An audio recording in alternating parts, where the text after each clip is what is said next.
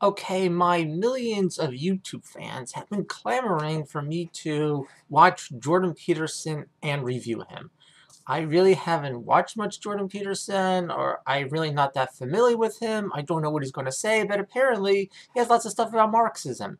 And I went online on YouTube and I saw lots of these Marxism videos, and I don't want to just go through a 2-minute thing. We're just really going to cover what Jordan Peterson has to say about Marxism, identity politics, and that stuff. So I downloaded this video from YouTube. It's called Identity Politics, the Marxist Lie of White Privilege. So I'm going to place that, and then when I feel the need to, I'm going to stop the video, and you're going to get to hear me talk about maybe how stupid it is. I don't know. I'm just assuming that it's stupid. And we have Jordan Peterson. Here's Marxist Capital, so I can reference everything he says right in this book. This is a bowling ball drill press, which has nothing to do with this video, but I can drill bowling balls at home in my room.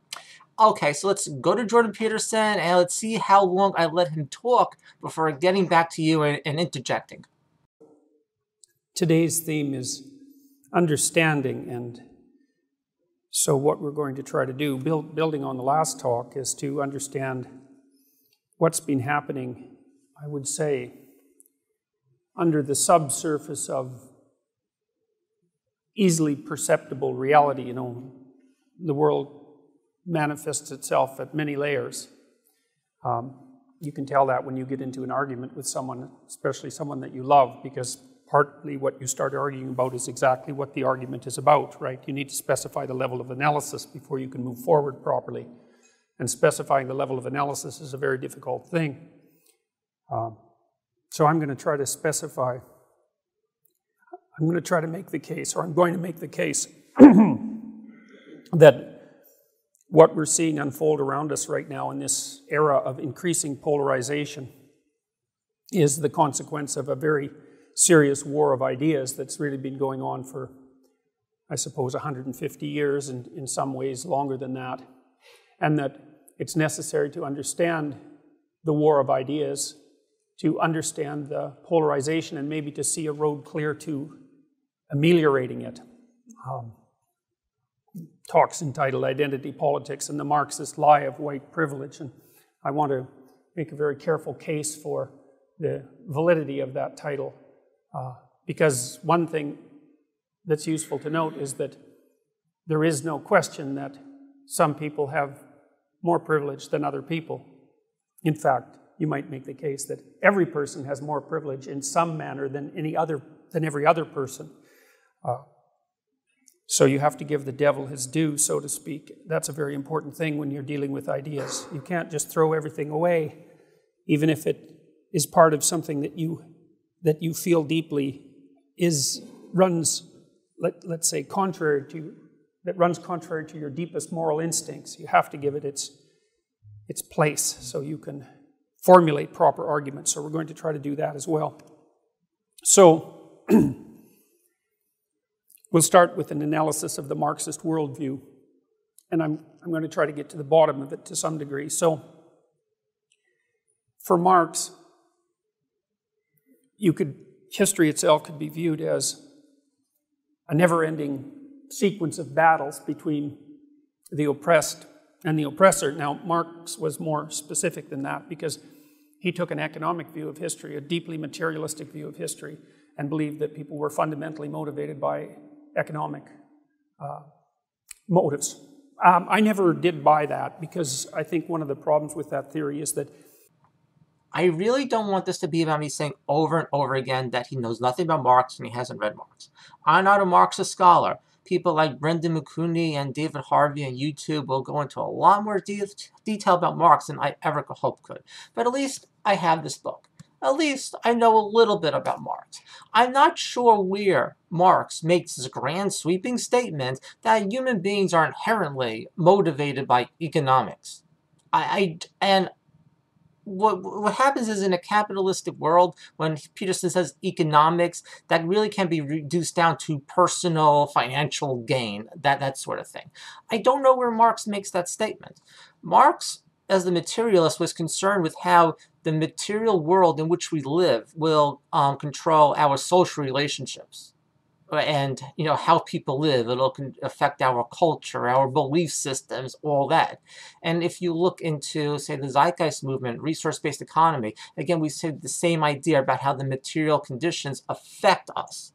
Unlike the common libertarian notions that human beings are somehow just inherently something, and that's unalterable. So I feel like at the start of this video, Peterson is kind of flipping these views. He's taking this libertarian view that humans are just self-maximizing and utility seekers and do everything for personal gain. That's all they've ever been, all they ever will be. He's kind of throwing that away and saying, oh, he's not for that.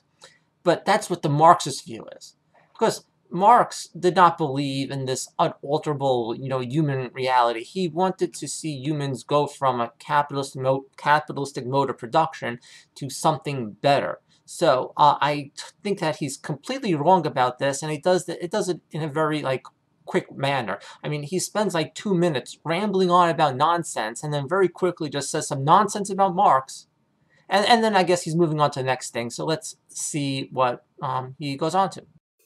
It doesn't ever answer the question what it is that people value. It assumes value implicitly and associates that with economic well-being, but that's by no means obvious. It's certainly not psychologically obvious that that's the case, and it's not actually how people behave, by the way, from a psychological perspective. So that's a big problem, but I just watched that six times. I have no idea what he's talking about. What I'm going to do is I'm going to slice out what the point that he made from the rest of his rambling, and we'll just watch it over and over again. Maybe it'll make sense. It doesn't ever answer the question what it is that people value. It assumes value implicitly and associates that with economic well-being, but that's by no means obvious. It doesn't ever answer the question what it is that people value. It assumes value implicitly and associates that with economic well-being, but that's by no means obvious. I'm sorry for repeating that 3 times, but it just doesn't make any sense. Maybe that's how you become a libertarian genius on YouTube. Just say, convoluted things that don't make sense. Okay, Marx doesn't define what people value, but you don't define what you mean by the word value. So I have no fucking idea what you're talking about. I have this book. Marx goes over use value. He goes over exchange value. He goes over price. Obviously, there's also an understanding of how things have value even if they're not commodities. You seem to be accusing Marx of conflating the value of things in life with economic or financial gain. That's the only way I could possibly interpret what you said. But that's not what Marx does. That's what the capitalist ownership class does. It's their pathology where it's never enough and they need more and more and more. And the only way that they can get more value in their lives is to accord more billions, while most of humanity, or if not most, billions of people now are living in abject poverty, while we have this tiny minority billionaire class that owns more than all of them combined. That's the pathology of the people you're fucking defending. And once again, read Marx. Read Marx before you make YouTube videos one after another about how you're a fucking Marxist expert when you're not. It doesn't matter. It's a theory that has at least some hypothetical explanatory power and no shortage of psychological attractiveness. That's certainly the case. So anyways, the basic Marxist idea, as I'm sure most of you know, is that the social world and life itself is a battle between those who have and those who don't have. And that the reason that those who have is because they take it from those who do not have. And that's the most appropriate way to view history itself, I suppose stemming back as far back as you can imagine. And that it's also useful to think that way if you want to conceptualize the proper future, because the proper future would be one in which that essentially unjust division would be eradicated, so that everyone would be equal in some fundamental way. So that everyone would be equal in some fundamental way. Please, equal, I don't know. Where does Marx state this? Because I don't know what you mean by the word equal. Or you're basically shoving the word equal in Marx's mouth. Like Marx said equal. He wrote about this equality in Capital, which he did not write about in Capital. And you want people to take the nonsense social justice warrior concepts about enforcing equality amongst all people in all manners, that everyone is equal, everyone has to be treated the same, everyone has to be treated as if they have equal skills. There's a bunch of little nonsense out there, and you want people to conflate that with Marxism. I don't know where this notion that Marx wanted to enforce this general equality onto the world. You can't have that. Equality has to be in terms of something. In terms of what? And you're accusing Marx of making this vague statement or belief about equality. You don't say where it is. I'm going to make a prediction that, with possible exception of rambling off a line or two here or there about the Communist Manifesto, at no point in this 1 hour and 10-minute talk about Marxism is he going to reference any works of Marx. And he will, even if he mentions the Communist Manifesto, at no point is he going to go and say, in this place, in this part of this presentation, Marx said specifically this, and this is what he meant. He's not going to get into any specifics. He's just going to ramble on about, his beliefs about Marx from, I guess, Reagan-era propaganda about the evils of communism or whatever. And so that there wouldn't be an owning class and a working class, let's say. Now, I had some sympathy for that viewpoint when I was a kid. And I think it does have to do with what the last speaker calls empathy. The world's a rough place, and there's no doubt that some people have it better at some times than other people. And some people have lives that are so unbearably tragic that it beggars the imagination, and other people seem to float through life with nary a worry, although I think that's also exaggerated, because no matter how well off you are economically, you're still not really free from the fundamental tragedies of life, right? Your loved ones still get sick and struggle through life, and you're still subject to aging and eventually to death. So it's not like even at the upper end of the distribution, you're necessarily protected against the essential tragedy of life. So because having money doesn't escape you from the tragedies of life, what does that have to do with anything? How does that defend having a billionaire class? Oh, well, this person's sleeping in the fucking New York City subway. That person's a billionaire because they're a parasite on Wall Street, doesn't do anything productive for humanity whatsoever. But let's not worry about that, because the billionaire still has to face death and cannot escape from the tragedies of life. What does that have to do with Marxism? I thought I was watching a fucking video on Marx. Why don't you just get on with it already? Get on with it. Yes, get on with it. And I also think that that's another problem with the Marxist worldview, is that it implicitly makes the case that the cause of human suffering is social injustice. And that's true in some sense, in that social injustice can amplify suffering, but it's certainly not the cause of suffering. No, you fucking capitalism apologist asshole who doesn't care what deprivations you see of suffering at the hands of the fucking elitist ruling ownership class.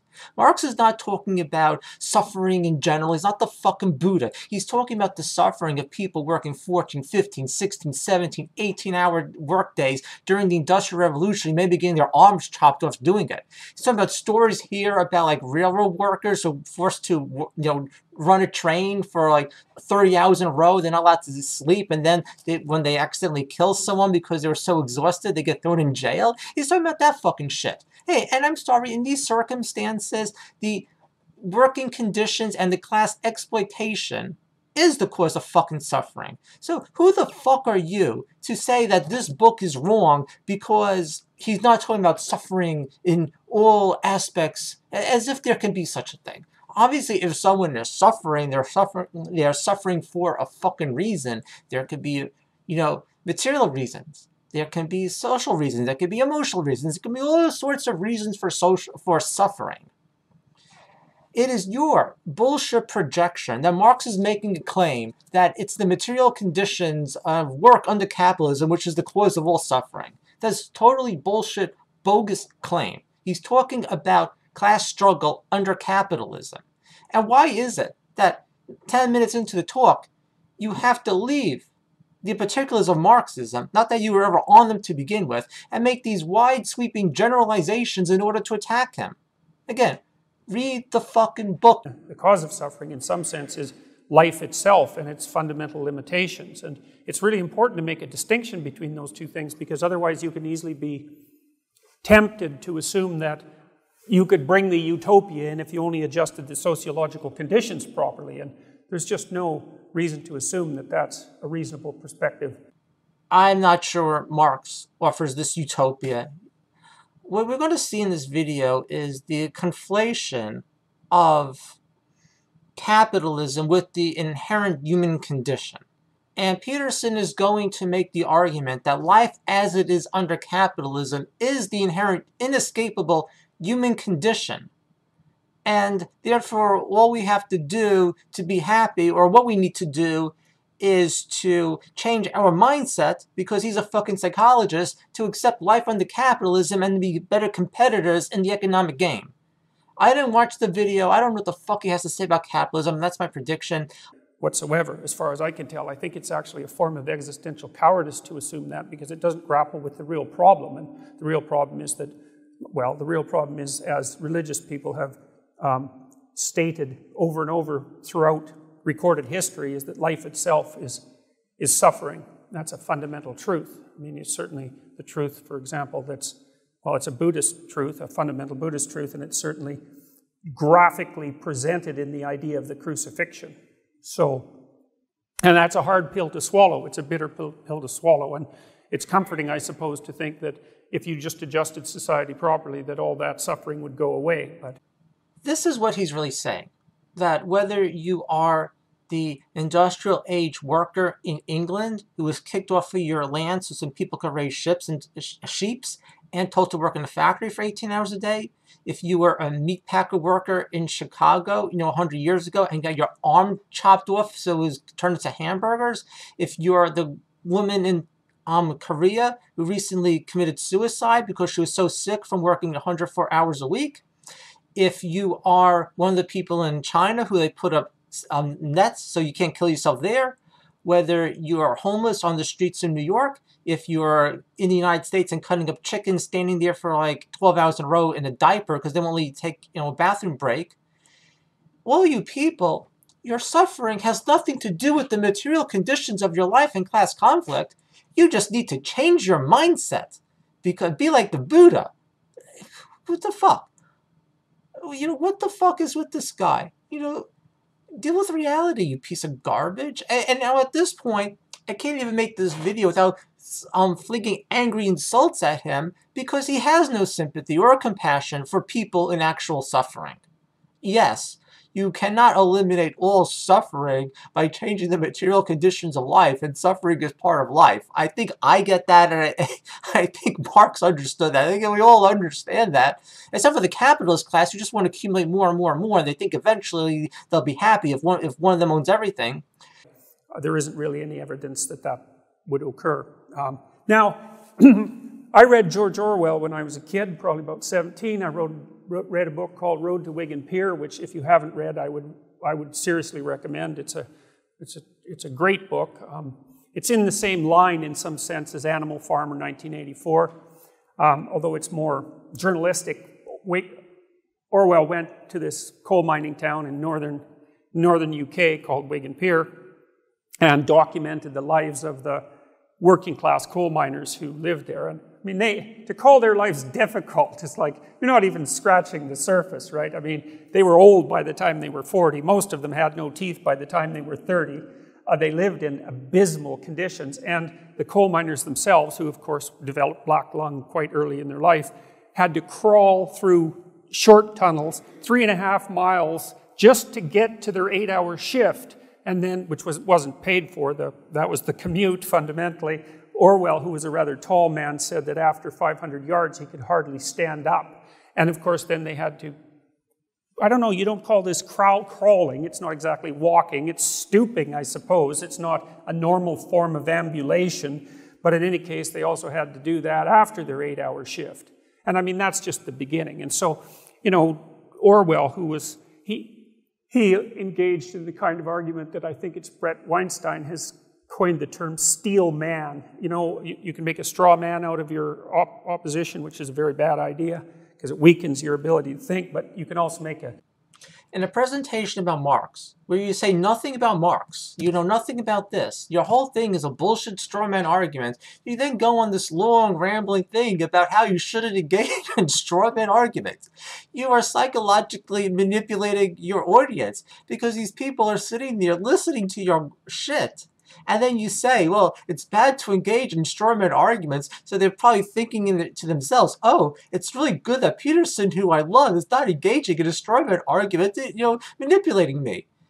On top of that manipulation is your fake empathy. That's why you went into the whole road for Whig and Peer, which I happened to read in college. Steal man out of your opponent. And so you even amplify the power of their arguments if you can manage it, so that when you formulate a rejoinder, the rejoinder is as powerful as it can possibly be. And of course, this is exactly what Orwell was doing. He was saying, look, like, if you had any sense, you'd have compassion for these working class people because their lives are just almost indescribably brutal.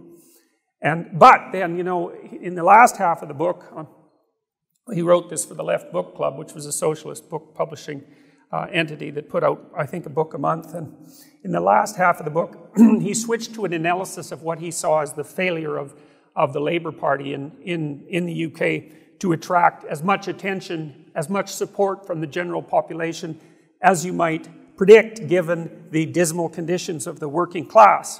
And he wrote a line in there that I've never forgotten. I'd been working for a mildly socialist party in Canada at the time. I was about 16. Canada has a fairly long history of democratic socialism, and for a long time, the democratic socialists were a genuine voice for the working class. And the working class needs a political voice. I mean, there's no doubt about that. But I noticed something when I went to the political conventions, and what I noticed was that although many of the leaders that I saw met at that time, because I had fortunate access for reasons I won't go into. Notice how during this presentation he's constantly congratulating himself over his empathy for poor people, his empathy for the working class, and he used to be involved with these people, and the working class need people to speak for them. This does not defend your arguments. This is, total fluff. Because you add a bunch of fluff about how you're a great empathetic person, that doesn't mean you're right about your fake critique of Marx. It doesn't mean that you're right about your justification of the oppression of the working class under capitalism. It doesn't justify anything. All it is fluff. That way, when people watch your presentation, they're thinking, oh, Peterson is a really nice, empathetic person. If he's saying Marx is wrong, it must be because he has good reasons, and it's not because he's an asshole defending capitalism. He's really empathetic. He really wants to see the best for people. That's what you're kind of subconsciously telling people. It's totally besides the point to your argument anyway. I don't care how much empathy you have, and I don't believe it either. I don't believe you're honest with yourself. That's my guess, is that I think Peterson might be a bit of a narcissist, but he's a self-delusional one, so he doesn't really want to accept that how narcissistic he really is. So he keeps on prompting himself up, congratulating himself on how great, kind, empathetic his person he is, and what his history is, and how he used to be involved with socialist people, and how he cares about the working class. And doesn't it make you so sad that he has such empathy, and he had to turn his back on these people because now he's seen the light? Actually did seem to be genuinely concerned for the welfare of the working class. The lower level functionaries, especially the activist types, I didn't trust them when I met them. I didn't like them. They seemed to be mostly peevish and resentful, and so they were motivated by something other than, I would say, sympathy for the working class. So if you're complaining that they're not really motivated by sympathy for the working class, then maybe that's telling people subconsciously that you are motivated by sympathy for the working class. I mean, it just doesn't stop. And Orwell said in the last half of The Road to Whig and Peer that it was obvious that the sort of tweed-wearing middle-class socialist that was typical of the English socialist of that period didn't like the poor, he just hated the rich. And I never forgot that because I had observed that. That's what it seemed to catalyze the intuition that I had and fully articulate the intuition I had that there was something rotten in the state of Denmark, and that what might be passing for empathy was actually masking something far darker. And you know, one thing you do if you're a sensible person is you view your own positive motivations with a bit of skepticism, you know. So if you're running around proclaiming that you're full of empathy for the working class, it's always worth giving some consideration to whether there's darker motives underneath your so-called saintly goodness, because, you know, saintly goodness actually happens to be in rather short supply. And so if you're laying out a claim to that, you better be sure you're right. You better be sure you've examined your conscience. And of course, people tend not to do that, because it's a rather dismal affair, examining your conscience, and you tend to find out that there's many dark things going under the surface that you'd rather not admit. And that's certainly the case in our world right now. So I knew then at that point, and that really removed me from the political sphere completely for, I would say, 40 years, because I learned that I didn't know what the hell I was talking about, which is a painful thing to learn. But in any case, I was quite convinced by Orwell's analysis that there was something other than brotherly compassion motivating the theory that the world could be properly divided into the oppressed and the oppressor, and that all of the suffering of humanity could be laid at the feet of that division. Because there's something convenient about it, you know, especially if you identify yourself as the oppressed, because it gives you a more instantaneous moral stature, and it gives you the opportunity to act on that hypothetical moral stature. And then I started to study what happened in the Soviet Union. Your analysis of why you believe certain people are Marxists or socialists or whatever is irrelevant to Marx's critique of capitalism. We have this book, we have concepts such as surplus value, we have concepts around exploitation, we have the material conditions in which people work, we have the social relationships that Marx goes into detail about, none of which you're covering because you don't know anything about it. You fraud.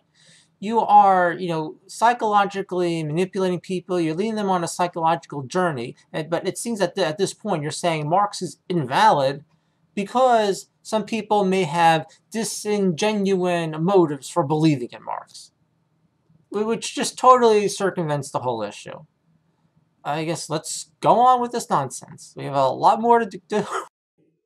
So, and I'll tell you about that in a minute, but I'd like to contrast a bit the idea, this would be the classic idea of suffering in the West compared to the Marxist idea. And so, you know, in some sense, suffering comes into the world from a mythological or symbolic perspective when Adam and Eve become self-conscious in the Garden of Eden. They become self-conscious. They become aware of their own nakedness, right? And to become aware of your own nakedness is to become aware of your vulnerability. That's why people have nightmares about being naked on stage, you know. And to know that you're naked is also to be aware of that is to also understand your limitations in time and space. But that's also why Adam and Eve developed the knowledge of good and evil at the same time, which is a very difficult thing to figure out, because you see, if you know that you're naked and vulnerable and you know that you can be hurt, which is the same thing, then you know how to hurt other people. And you know that consciously. And that's something that characterizes human beings in a way that no animal is characterized. No animal has that knowledge. I mean, animals are predators, but they're not cruel.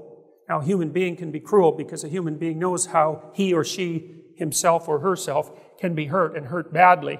And so you can't become self-conscious of your own vulnerability and your mortality without simultaneously becoming a moral agent, essentially. And so that I found that very interesting. But anyways, you all know the story, what happens as soon as Adam and Eve have their eyes open and make these terrible discoveries. They're cast out of paradise. I mean, and that's a story about how painful it is to learn something that's deep and true, because almost always when you learn something deep and true, it breaks your current state of complacency and knocks you for a loop, and maybe you recover and maybe you don't. And I would say the entire corpus of the biblical works after the fall is an attempt to put Humpty Dumpty back together again. That's one way of thinking about it, or to return to the paradisal state.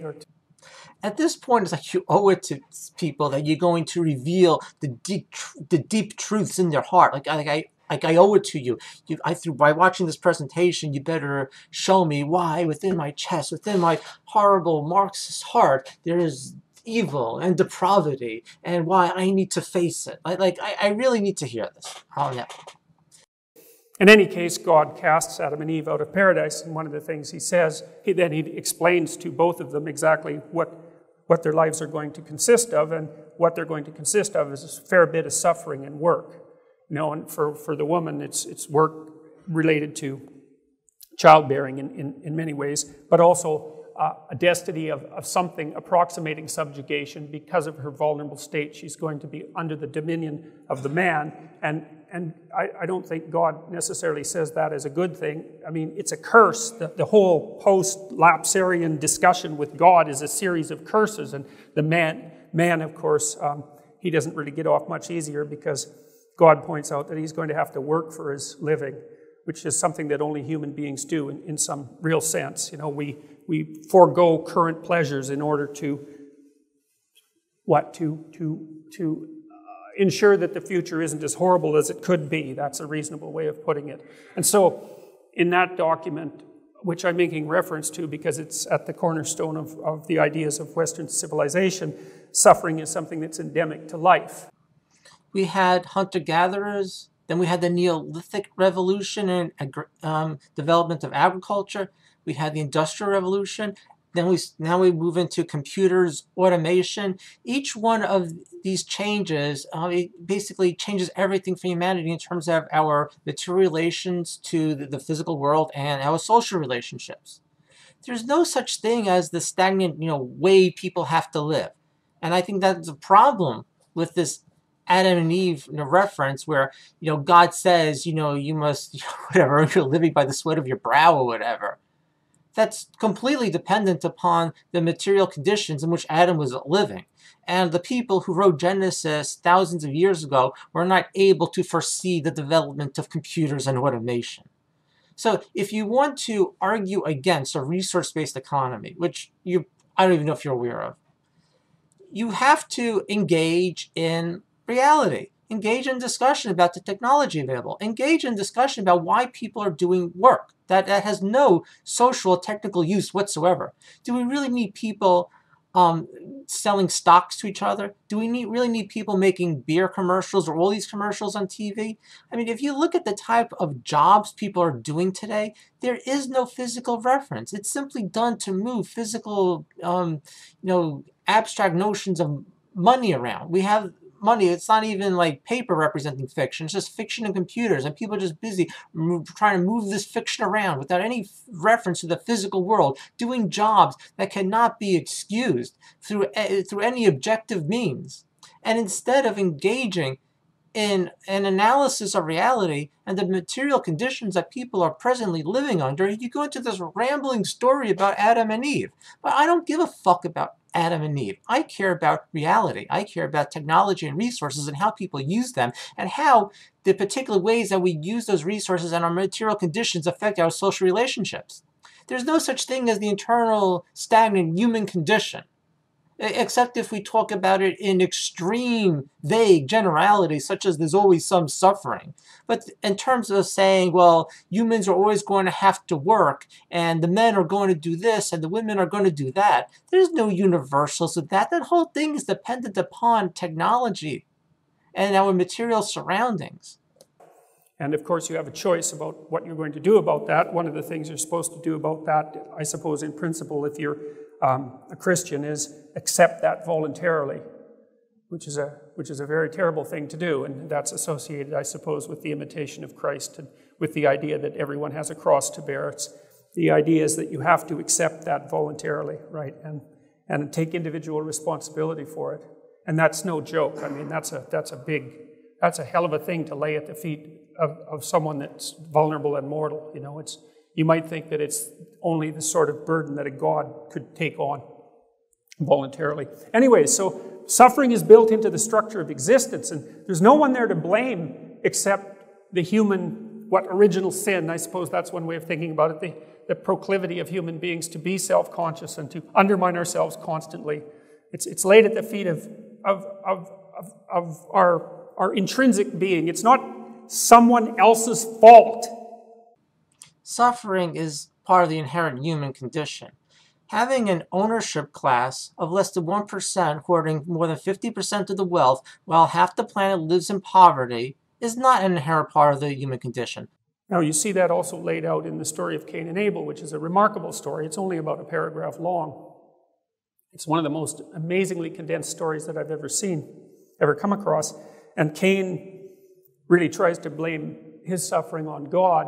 You know, his sacrifices aren't accepted. He doesn't really know why. The story kind of implies that maybe he's not putting his whole heart into it, you know, and he's very angry about the fact that he's breaking himself in half, you know, offering up these vegetables, and God is rejecting them. And whereas Abel, it's like he makes his sacrifices and God smiles on him and everybody likes him, and, you know, he's a good guy too, which is really annoying, because if you're successful, you should at least have the decency to be a jerk about it. So, you know, Cain goes, has a little chat with God, and he basically says, you know, what kind of stupid universe did you make? Here I am breaking myself in half with all my sacrifices, you know, denying myself pleasure in the present so that I can regulate the future just like I'm supposed to, because it's the sacrificial discovery that's equivalent to this discovery of time. That's really something to know. And, you know, God basically tells him that it's his own damn fault that his sacrifices are being rejected, and that he's allowed sin to come into his life and, in some sense, interact with him creatively. There's a sexual metaphor in there. It's as if Cain has invited sin into his house and mated with it in some sense, and given rise to some monstrous thing that's now possessing him. So it's a creative union with resentment and hatred. And so God basically says, well, you know, why don't you go get your own house in order before you criticize the structure of being? And that's exactly what Cain doesn't want to hear. And he's not very happy about it, and his countenance falls, right? And then what does he do? He goes off and kills Abel.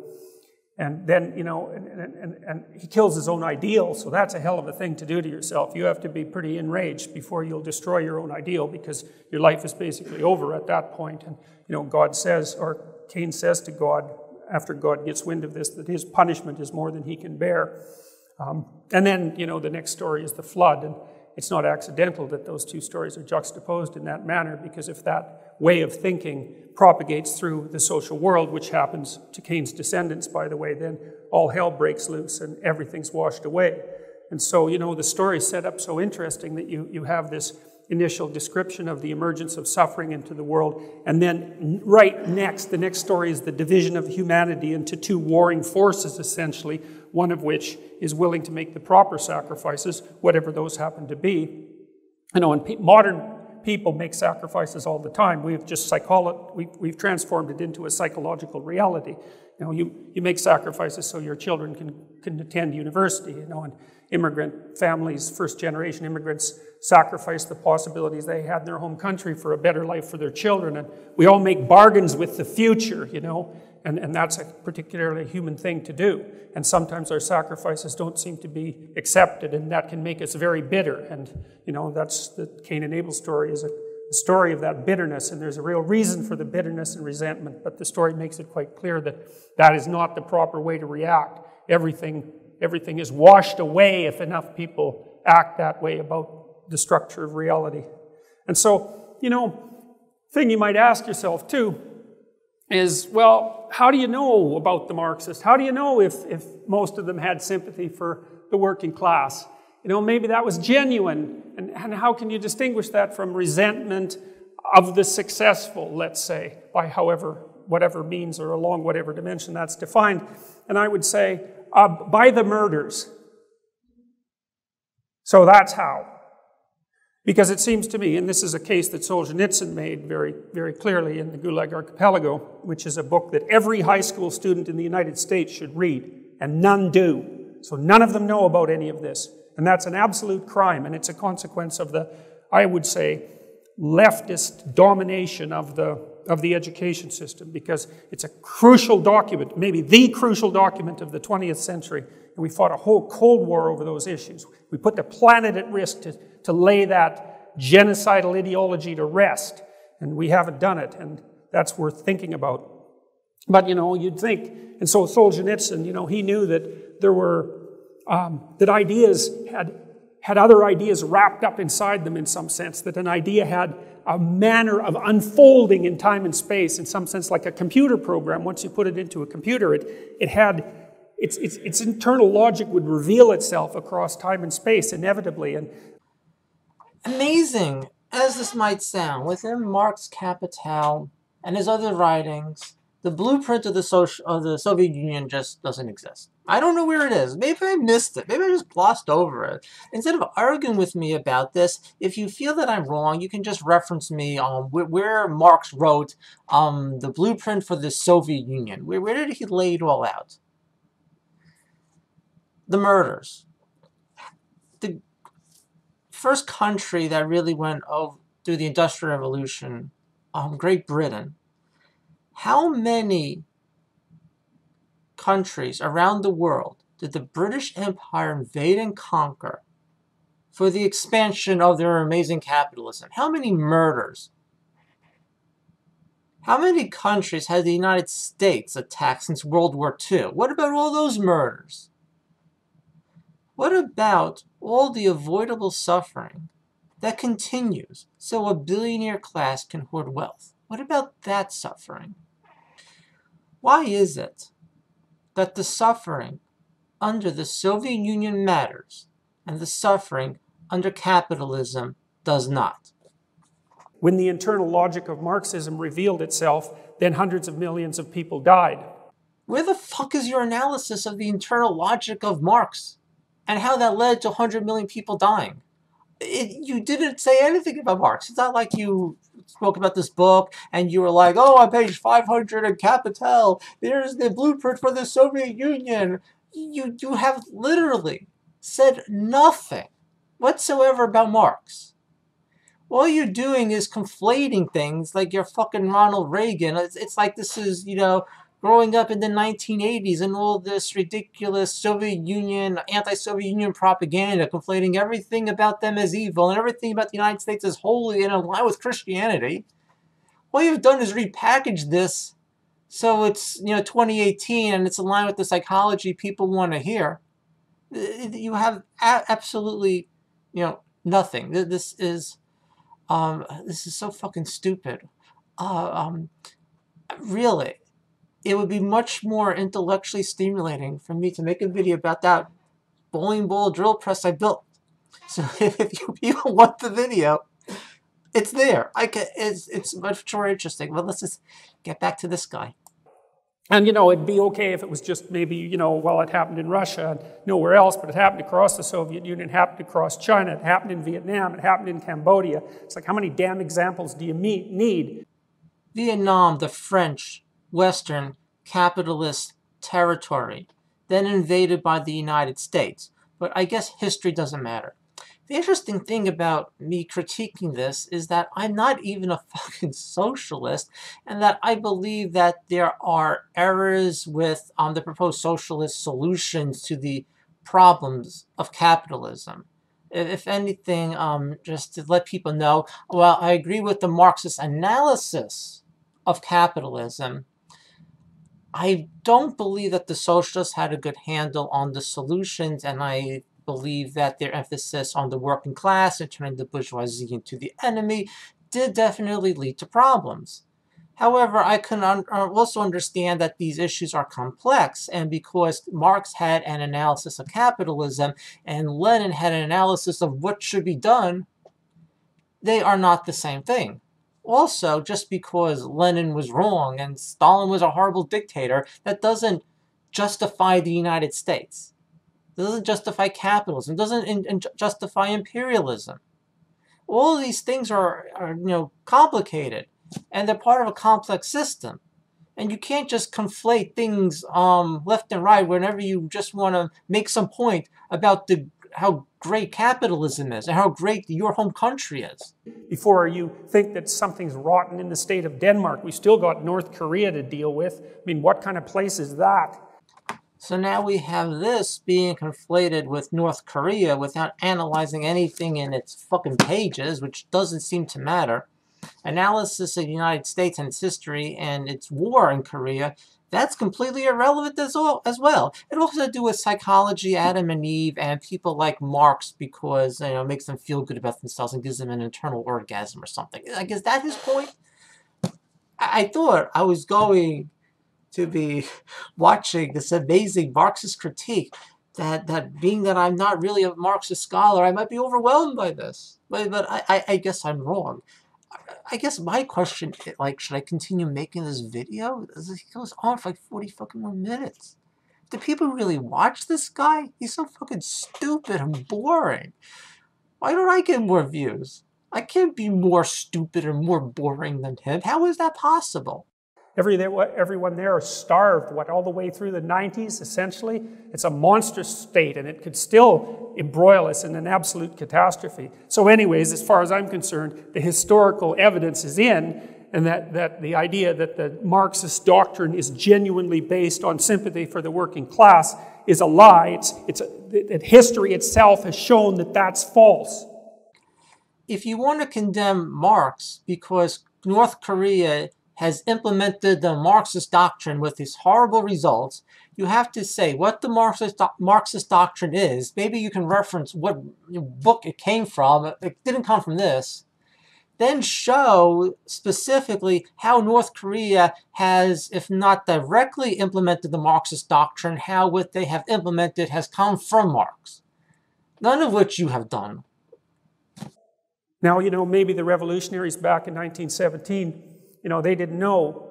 They were, there was trouble in Russia in 1917, right? It was an ugly situation. And maybe they had sufficient justification to assume that their utopian vision was a historical possibility. I'm not convinced of that, by the way, but I think you could make that case. I think they were motivated by resentment and hatred right from the beginning. What triggered the Russian Revolution was World War I, where we had all these expansionist, capitalistic powers going at it so each one of their respective capitalist classes can accumulate more wealth. It was one of the stupidest things humanity has ever done. To throw the history of World War I, which led to the Russian Revolution, out the window and just say it was anger and resentment. I mean, obviously, he's just discarding huge chunks of relevant history and conflating whatever nonsense he wants otherwise to make his points. It's not intellectual, it's not interesting, and it's so fucking boring.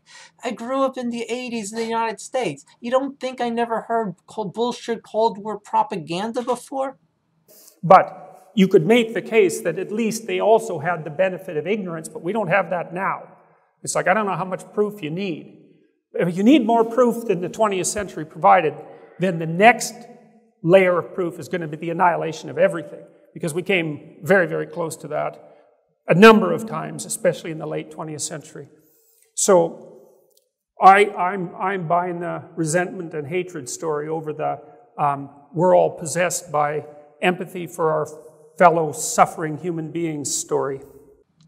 So now you're saying that it was the communists who threatened us with the annihilation of everything, not the United States in concert with them threatening them. It wasn't a mutual thing of one side against each other. It was all the evil communists. What about the threat of annihilation of everything, being that we have this infinite growth system called capitalism on a finite planet? What about all the environmental degradation and how that's threatening life on this planet? Are you concerned about that at all? Or is that just an excuse? That's all fine and dandy. But the evil communists, blah, blah, blah. This is so boring. I hope my viewers think this is interesting.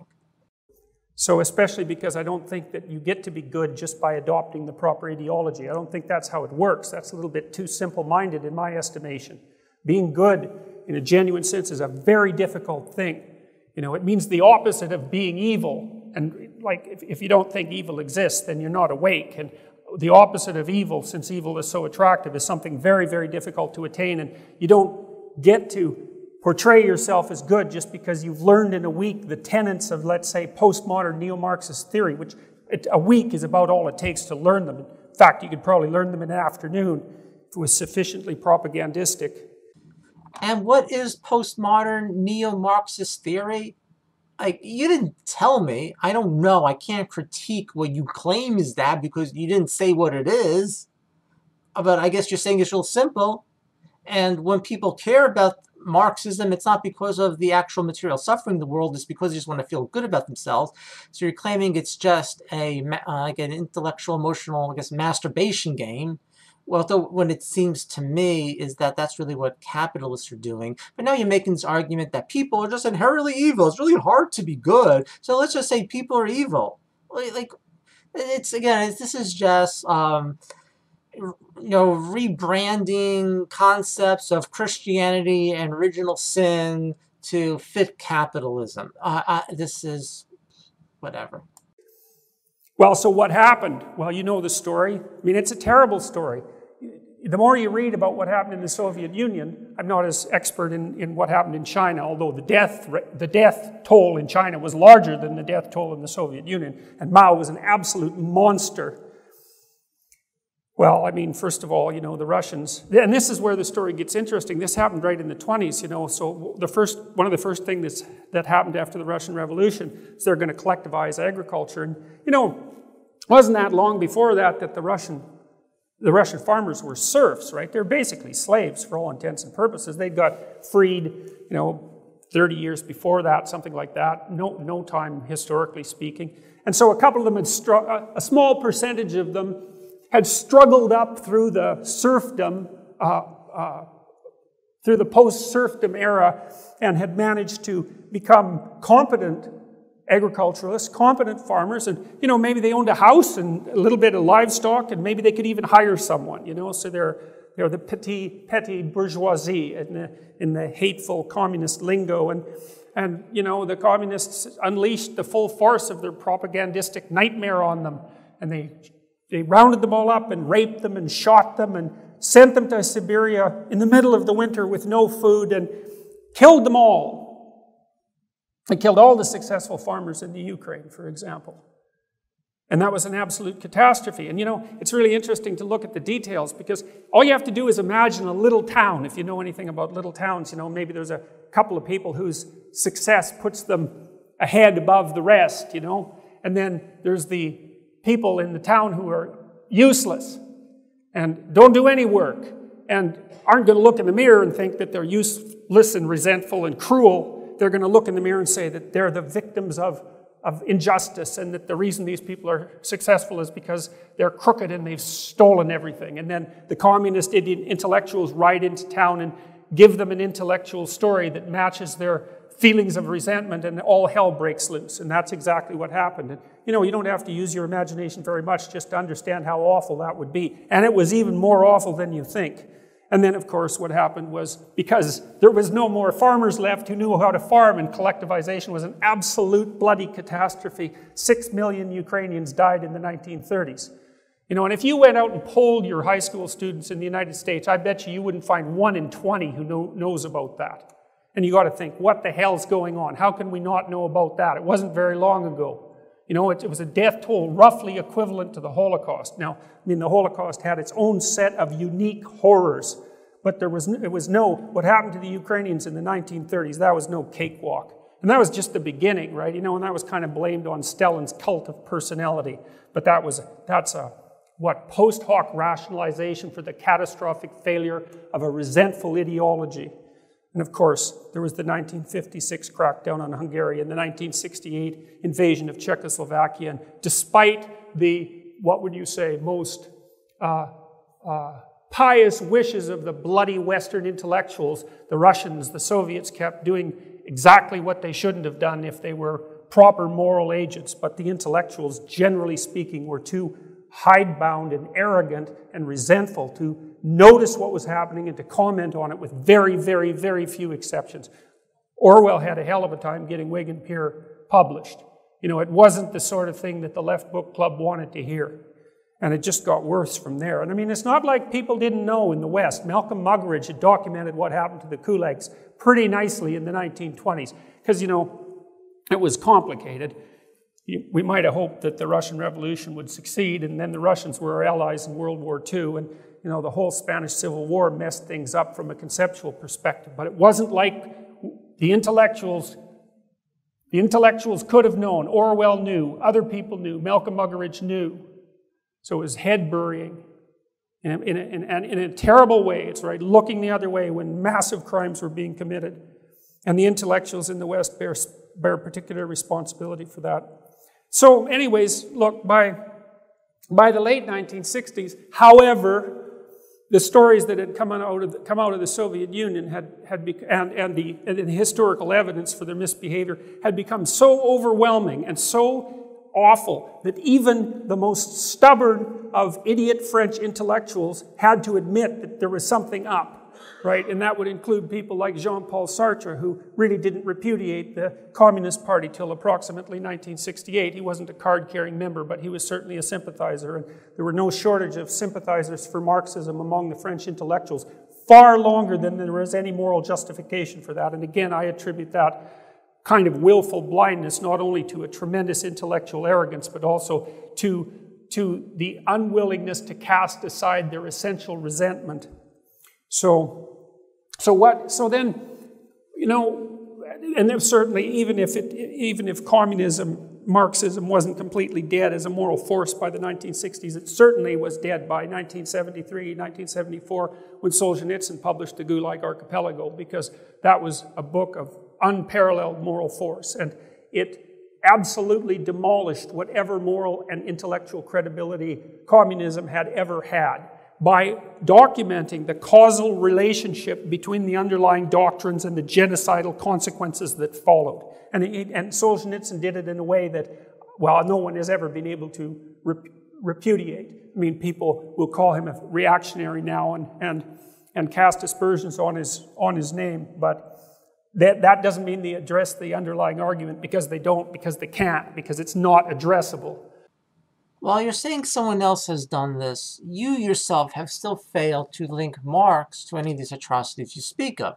So it doesn't matter if you ramble on about the atrocities under the so-called communism, wherever it is, whether it's in the Soviet Union or China or North Korea, whatever. It doesn't matter if you talk about that for 5 minutes or 5 hours. You still have failed to link anything to Marx. Here's Marx. You're supposed to know who Marx is and be somewhat remotely familiar with his work before you go on YouTube with all these lectures with one thing after another about Marxism this and Marxism that. Alright, I guess we'll get on with the rest of this bullshit. And so, you know, Solzhenitsyn took an axe to the rotting tree and was one of the forces that had it fall. And, you know, that was very disturbing to the French intellectual types. They weren't the only people who were trying to propagate the remnants of Marxism in the West. There's the Frankfurt School that was made reference to earlier, although I think the postmodernists are a much more insidious force than the Frankfurt School, because their Marxism is more hidden.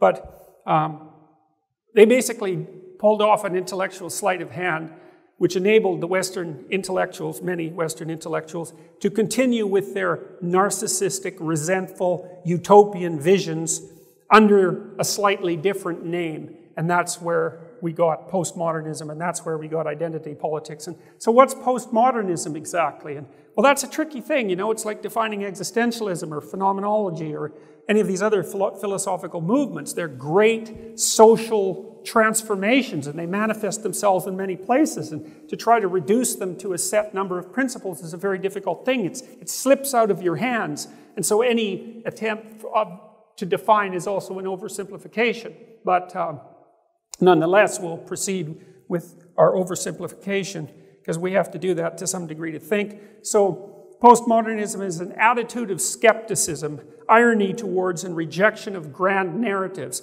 Well, that's a problem. It's grand narratives that hold cultures together. So it's fine if you reject them, and you can also point out that they're narratives, and you can also point out that they're in some sense grand fictions. And I'm an admirer of fiction, because fiction can tell you the truth sometimes in a way that fact can't, right? Otherwise we wouldn't read fiction. There would be no such thing as great literature.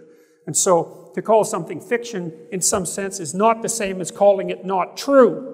And that's a very important distinction to make. but they reject grand narratives. And that's a problem because it's the grand narratives that unite us. It's certainly narratives that orient us as individuals. It's shared narratives upon which our society is based, and it's grand shared narratives that allow us to exist in peace within those narratives. So to call those into question is no joke. You don't do it trivially. And it's no different, as far as I'm concerned, than playing oppressor-oppressed politics in some sense, because the Marxists, what they were trying to do was call the grand narrative, let's say, of Western liberalism and capitalism into question, and the postmodernists did that under a different guise. Now, there were many factors that led to the rise of postmodernism, and I'll talk about some of the other ones, but there also reject ideologies and universalism, including objective notions of reason. That's a problem. Human nature. That's a problem. Social progress, absolute truth, and objective reality. Well, you know, that's a long list of things to criticize, right? So we got to walk through that again. They criticize the notion of objective reality. Well, you know, objective reality is a very, very complicated thing, and our knowledge of it is approximate at best. But to criticize the idea that it exists in and of itself is to destabilize us at the most fundamental possible level.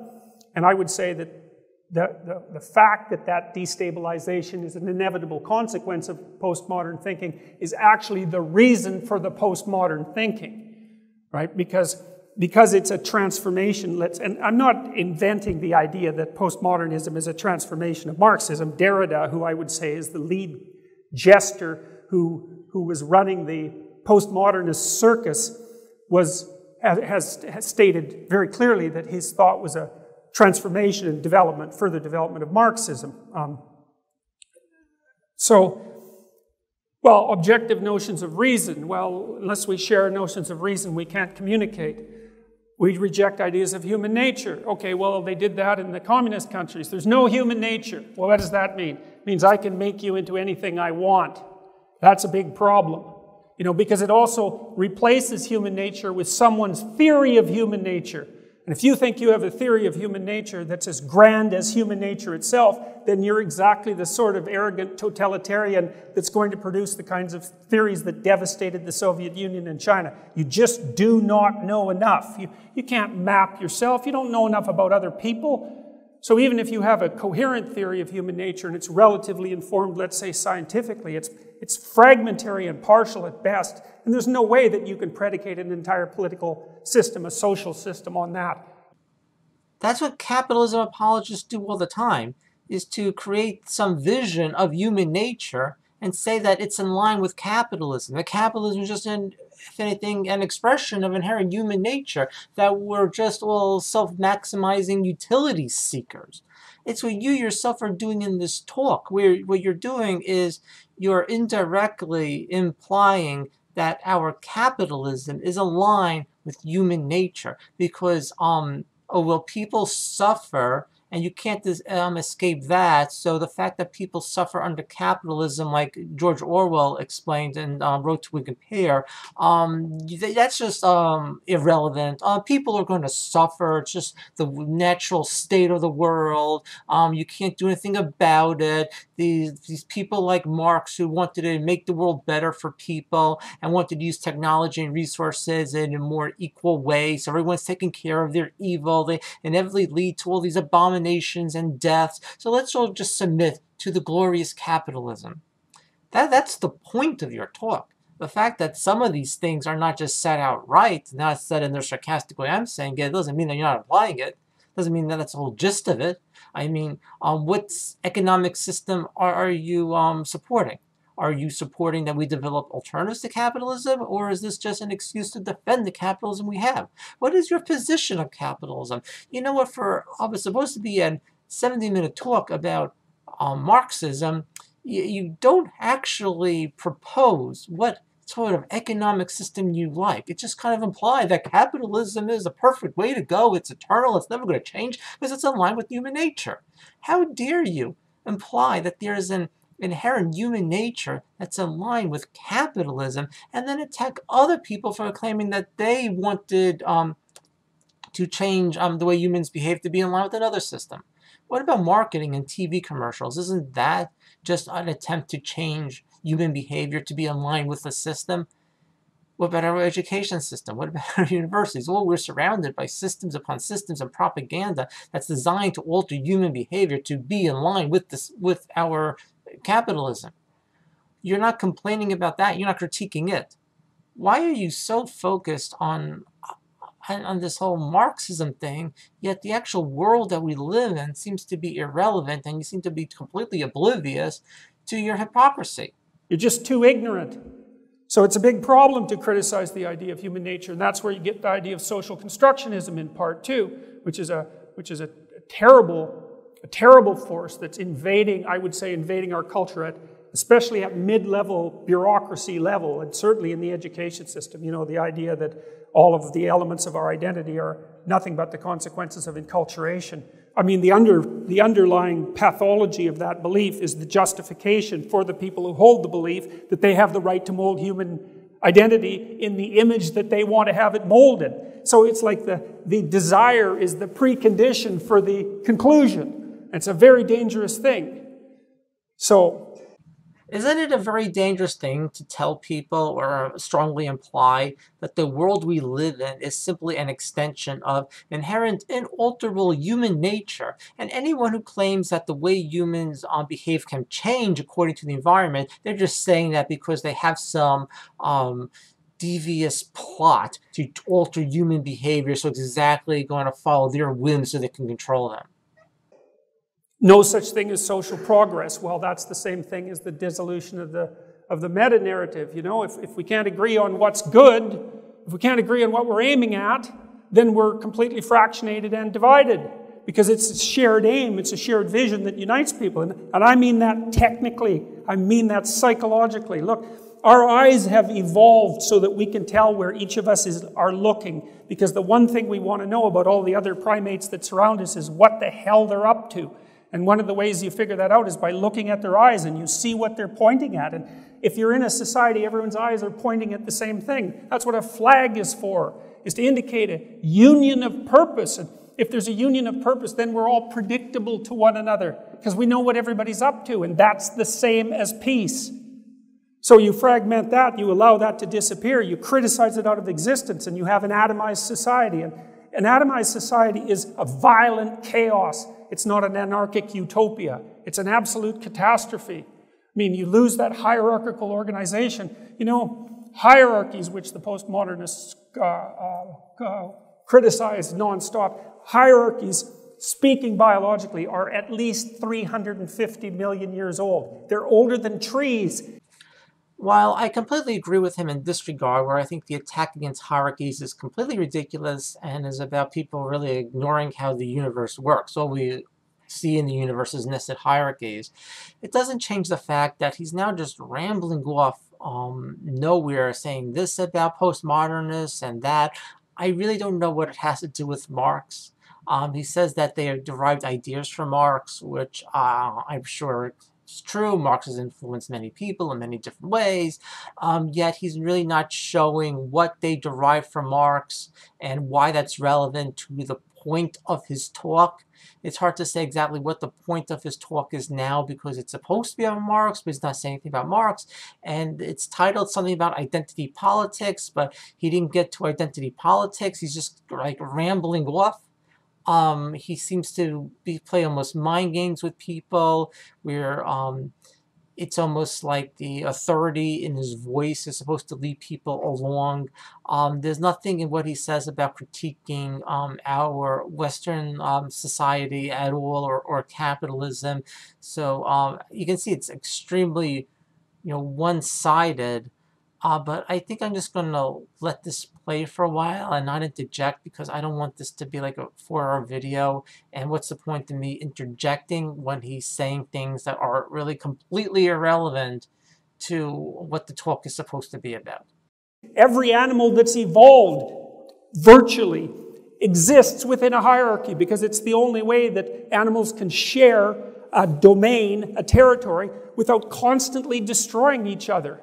And so the attack on the idea of hierarchy, in the guise of the patriarchy, which is so absurd that it's an idea that's absurd, you couldn't invent it. If it didn't exist, there's no way you could dream it up. It's an idea that's that absurd, because the hierarchical organization of society is something far older than human beings. It's a basic truth.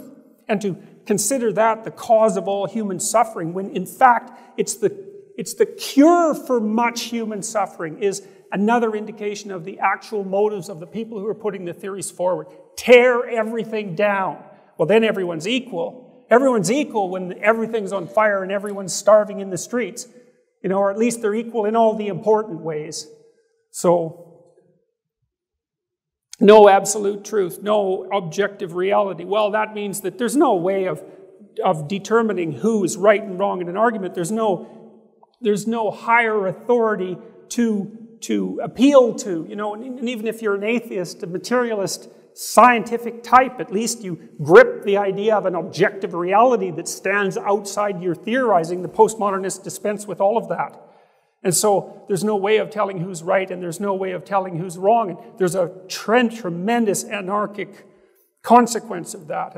And the previous speaker referred to that as well, as if there's no truth that we all are nested inside, let's say, then there's no communication between people, because there's nothing that can unite us. And that's exactly why the world of the postmodernist neo-Marxist is a Hobbesian nightmare of competing power hierarchies. And that's another thing that's so terrible about their theory, is they're absolutely convinced that all hierarchies are a consequence of power.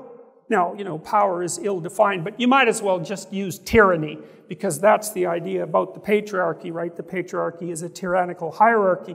And so the idea is that human hierarchies are based on nothing but tyrannical power. They throw out the idea of competence.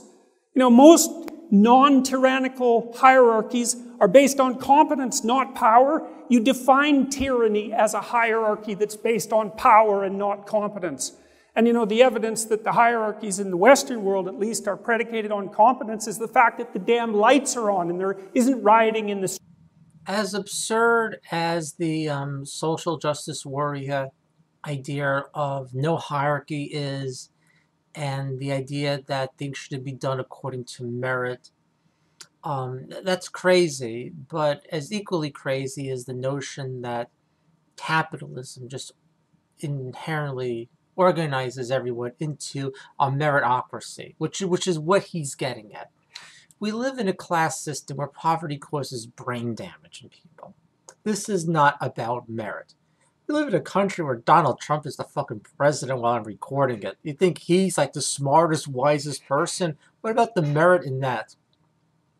So he's basically saying capitalism, class structure, oppression is just an expression of natural hierarchies in nature. That's all about merit.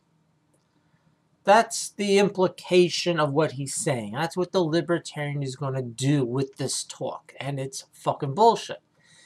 The fact that the social justice warrior is full of shit, that doesn't change the fact that Jordan Peterson is also full of shit. Okay. Streets and the planes stay in the air most of the time and everything functions. And people, even postmodernists, you know, they're going to look for the best brain surgeon if they happen to have cancer, that they happen to need an operation. They're not going to dispense with the idea of competence when their life hangs in the balance. But when it comes to being able to justify their anarchic tendencies and their desire to tear everything apart, they'll deny the idea of competence altogether. And you know, that's so terrible. It's almost unimaginable, because it destroys the concept of value itself. Right? Because to erect a hierarchy of competency is to say this mode of action is more functionally appropriate. At least, you could say better. This mode of action is better than this mode of action. And if you don't have any distinction between modes of action that are better or worse, then you have no direction in your life. Right? Because it's the distinction between things in terms of quality that gives direction to your life. And that's what gives meaning, positive meaning to your life. So if you eradicate the competence hierarchy, you blow out the value structure, then no one has anything to aim for. And all there is chaos. You wonder why people are depressed and why they're nihilistic, especially after they go through enough university postmodern training. I mean, if you understand that and you swallow it, then there's no up and there's no down. And, you know, that's another reason why it's so useful to consider the view in Genesis of human suffering. It's intrinsic to the nature of human existence. And if you don't have a positive value to set against that, right, something to struggle for and something to live for, then all you have is the suffering. While, again, suffering is part of the human condition, capitalism is not part of the human condition. While it might be argued that it's part of the human condition, that it's good for people to have things to strive for, that that's something that we inherently want to do even. It's not an inherent part of the human condition that humans are designed to compete against each other under capitalism. Given the resources available to us, our technical know-how, and how much real labor is needed in terms of doing things with a physical reference that serve people, you need to be able to take this and justify capitalism. And he has done nothing which remotely approaches that. The very concept of needing to justify capitalism is absent from him. Well, he's just more rambling. Let's go back to his rambling. Well, that's not good, you know. If an animal, if a human being has nothing but suffering, then what's that going to do to them? Well, they get embittered, that's for sure. And that's what happens to people who don't have any meaning in their life. They get embittered, and then they get vengeful, and then they get murderous, and then they get genocidal. It's not a good thing. So Derrida and Foucault and the rest of those French monsters, you know, they defined hierarchy as power, an absolutely pathological sleight of hand. They destroyed the idea of hierarchies of competence by undermining the idea of an objective world. And these things are all linked together. That was a destruction of the idea of competence itself and destruction of the idea of the world. Everything's interpretation. There's no human nature. Everything's socially constructed. And, you know, you see this even in small ways. They'll be teaching your kids this in elementary school in no time flat, because it's already happening in Canada. So, if it hasn't happened here, it's going to, and it'll be within the next 2 or 3 years. They're starting to teach kids postmodern literary criticism as the initiation into literature appreciation. And if you're a postmodern literary critic, there's no great works, because there's no great. If you say Dostoevsky's great, it's because you're a white supremacist and you've elevated the Caucasian literary figures arbitrarily to support the domination of your own power group. And if you take Dostoevsky apart, you don't look for what the author meant, because there's no author meaning. You look for how the author's works supports the power structure in which he was embedded. And that's all there is to literature. So that's coming along quite nicely. So, according to the New Radicals, the Enlightenment-inspired ideas that have previously structured our world, this is a quote, by the way, according to the New Radicals, the Enlightenment-inspired ideas that have previously structured our world, especially the legal and academic parts of it, are a fraud perpetrated and perpetuated by white males to consolidate their own power. And those who disagree with that statement are not only blind, but bigoted. The Enlightenment's goal of an objective and reasoned basis for knowledge, merit, truth, justice, and the like is an impossibility. Objectivity, in the sense of standards of judgment that transcend individual perspectives, does not exist. Reason is just another code word for the views of the privileged. The Enlightenment itself merely replaced one socially constructed view of reality with another, mistaking power for knowledge. There is nothing but power. That's from Daniel Farber and Suzanne Sherry, Beyond All Reason. It was quoted in the New York Times. Not but power. Well, then you might think about that one for a minute too, because if you formulate a political doctrine, or let's say an ontological or epistemological doctrine even more deeply, that says there's nothing but power, then what do you do with the people who hypothetically oppose you? Well, obviously, you use force on them, because there's nothing but power. And so if the only reason that they exist and have their positions of privilege is because they've dominated through tyranny and power, you're fully justified in using that force against them. Well, especially if that's all there is. And that is all there is in the postmodern nihilistic Hobbesian nightmare. It's groups of people united by their well, this is where it gets murky, by their group identity, whatever that is, it's socially constructed when that's convenient. So anyways, there's no individuals, there's just groups, and the groups cannot communicate with one another because there's really no way of engaging in reasoned discourse between groups of disparate origin. That's just part of the overarching white male patriarchy's justification for holding on to their power claims. They've formulated this theory that discourse between different groups is possible to make the system look less tyrannical than it actually is. This is the sort of thing that your kids are being taught in university. I don't think identity politics was the creation of these postmodernist thinkers. I think it was what the left did with all the anti-communist propaganda, and it became such a taboo thing just to bring up concepts such as class struggle, class conflict. You know, who knows what surplus value is? No one has any idea who Marx is. So it became such a taboo topic that the dialogue started to move from the oppression of the working class to the oppression of the blacks or the women or the gays and so forth. And while there is a place for that to a certain degree, there's a lack of an overarching philosophy, and we went from the civil rights movement where people were protesting for concrete goals to help, like specifically blacks, the civil rights movement, to what it's descended to now, which is just nonsense, which is people running out to the street calling other people racist or accusing other people of sexism or whatever, or it's just accusations of bigotry.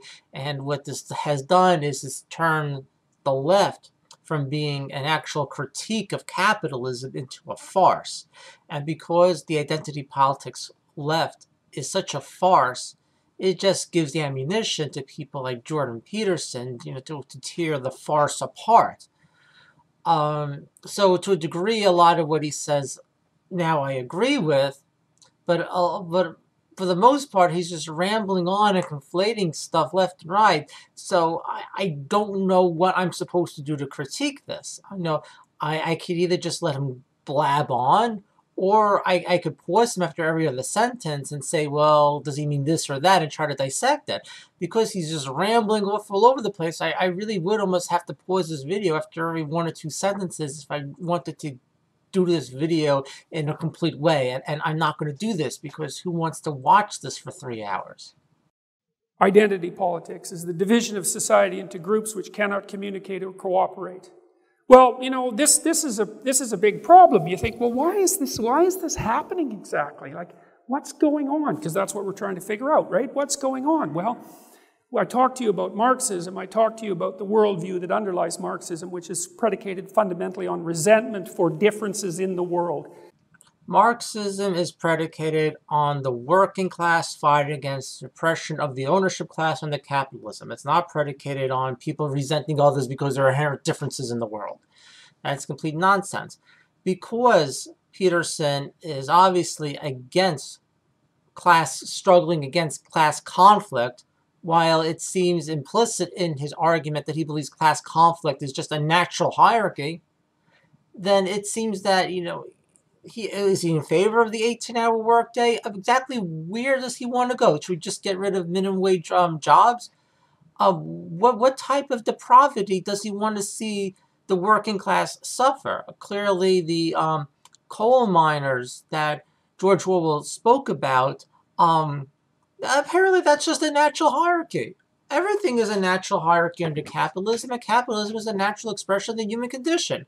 And if you complain about it, well, then you have to read up about Adam and Eve and get in touch with your suffering and find something to strive for. And what you strive for is to make more money, because that's the only thing that people really try to do under capitalism for the most part. I mean, so obviously the directions that people can go with Jordan Peterson, if they are a libertarian and they are implied to think in these ways, is they can just justify all sorts of right-wing fanatical nonsense. That's what this is about.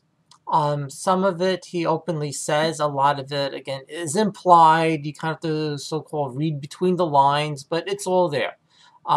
What else is someone who is indoctrinated to believe that capitalism is a perfect internal system, what else is that person going to do with Jordan Peterson except to use Jordan Peterson to justify all the depravities that we suffer under capitalism? And look, I mean, look, we got to take that with a bit of sympathy, you know? It's not like the world is fair. It's tragedy-ridden, it's unfair, and there's malevolence everywhere. Now, that's not surprising to those of you who consider themselves Christian. I mean, that's a basic part of the doctrine. But that doesn't mean it's palatable. I mean, people differ in all sorts of important ways that have non-trivial effects on their life outcome. In fact, they differ in innumerable ways, which is actually part of the technical and methodological problems of postmodernism. I mean, think about the difference. Here's differences. You know, and you might say, well, some of these are your own doing, and maybe they are and maybe they aren't, but a lot of them are, let's say, gifts of God, for lack of a better terminology. One of the biggest differentiators between people with regards to their long-term success, far more important, by the way, than race, is intelligence. Intelligence has a very powerful biological basis. So, you know, it's funny because there's plenty of modern academics who deny the existence of biological intelligence, and I think that's because they like to think that they got to their positions by pulling themselves up by their own bootstraps. You know, there's no gratitude in that. They don't think, well, I was given a gift, and it's not like I earned it. It was part of the structure of my being, the given structure of my being. You know, you could have a little humility in the face of that. Well, so people differ by intelligence. They differ by temperament. Some people are extroverted. Some people aren't. Some people are very, very sensitive to negative emotion. Others are very emotionally stable. Some people are compassionate and polite, and some people are disagreeable and competitive. Some people are conscientious and others aren't, and some people are creative. And all of those have major effects on the way that life unfolds. There's accidents of geography. I mean, here we are in the first world. Well, that's a good deal for us, isn't it? Because the infrastructure is in place. There's an arbitrariness to that the existentialists called thrownness. And you can't really attribute that to your own doing. It's something to be grateful for and to recognize. And the same with regards to your positioning in historical time. You want to go back to like the 1400s or the 1300s? It seems unlikely. I mean, people worked, even in the 1890s, they worked so damn hard that modern people can hardly even imagine it, right? I think one day in the life of a frontier pioneer would kill most of us in this room. Or if it didn't kill us, we'd at least wish we were dead. Well, then there's attractiveness. Attractive people do far better in life. And, you know, it's just no joke to be cursed with ugliness. And that's a major differentiator. And, well, the youth have advantages over the old, right? And, I mean, when you're old, maybe you're rich, because actually being old is a pretty good predictor of being rich, as it turns out, given that you've had a whole life to gather up resources. But I suspect it's the rare old rich person who wouldn't trade in all their money for a young body. So it's not exactly obvious who's got the upper hand there. The old person has the fruits of their labor, but the young person has the potential of the future, and you can't buy that. Health, well, you know, everybody knows people who were promising in 6 different ways who basically got cut off at the knees by some, you know, incomprehensibly arbitrary tragedy and cut their life short or produced an excess of suffering. Different sexes have different advantages. You know, women can have children. They can have multiple orgasms. It's not a trivial thing in the entire course of life. You know, men are bigger and stronger, but they die sooner. Women live about 8 years longer. That's actually quite an advantage. Some people are athletic. Other people are weak. Some people are born wealthy. It's better to be born intelligent, by the way. If you're looking at future prediction, it's better to be born intelligent than to be born wealthy, at least in Western societies. Some people have an intact family structure and others don't. Some people have friends, some people don't. And we differ from an educational perspective. Those are major dimensions of difference, right? And they're all really relevant and important, and they have a major impact on how our lives unfold across time. And the consequence of that is massively unequal distribution of socioeconomic resources. Now, that's not the only measure by which life should be assessed. The real question is, do you support an economic system that punishes people because they're unlucky with some of these factors? Because that's what we have now. Oh, if someone looks good or if they're healthy, they're going to make a lot more money, where if someone is sick or maybe they're not so attractive or blah, blah, blah, well, not only can they not achieve certain things that the other person can, but we're going to make them suffer economically. Maybe they'll just be homeless. Maybe they can die in the gutter. That's just part of the natural expression of these hierarchies. You fucking piece of shit, this Peterson guy. Far from it, and that's another problem that I have with the radical leftists, that even though they're anti-capitalist to the extreme, they are also convinced that money solves all of the world's problems, and that's just not true. There's lots of problems that money makes worse, and certainly many problems that money can't solve. But you know, the funny thing is, even with all these dimensions of difference, the only thing that's really being concentrated on, well, race is the big one, gets sexual identity,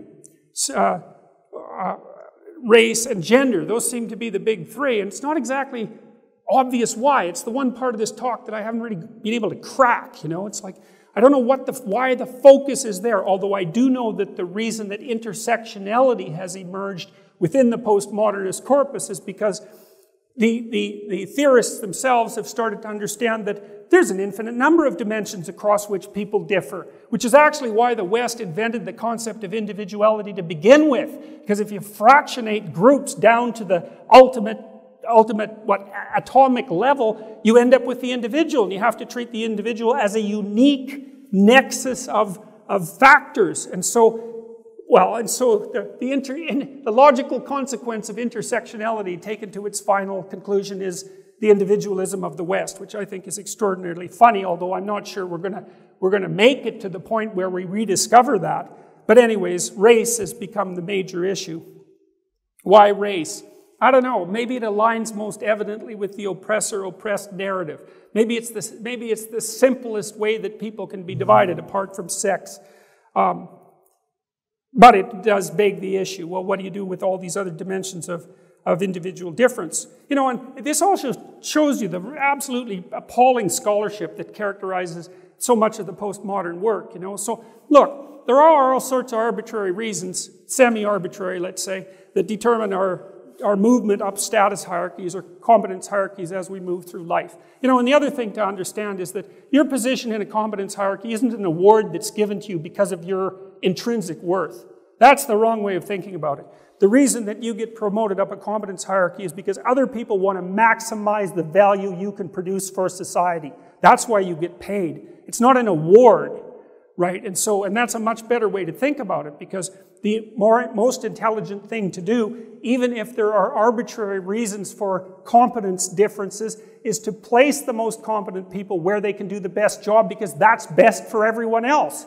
And if you have to pay them a bit more to motivate them, well, that's the price you pay for extracting the value that they can give to you and to the other members of society. He doesn't actually demonstrate how capitalism is a competency hierarchy, how it creates that. He just kind of assumes it. He also doesn't demonstrate why all this labor is needed and why people need to compete. Like, why do we have people making commercials to sell beer on TV? Why do we have people delivering mail, which is just junk mail that's thrown away, that's just advertisements? You know, why do we have whole industries that literally produce nothing with a physical reference that's going to serve anyone? Like the insurance field. The insurance field is just something that moves around this fictional thing called money, but it really doesn't produce anything. We have insurance because we use a monetary system, but that monetary system is supposed to somehow facilitate trade, but we're at the point where it actually seems that we have more people working to move money around than actually doing the production that money is supposed to, in theory, regulate. I mean, how many people do we know that are actually in a factory making something? How many people are delivering something that needs to be delivered? How many people are providing a service that legitimately would need to be done outside of capitalism?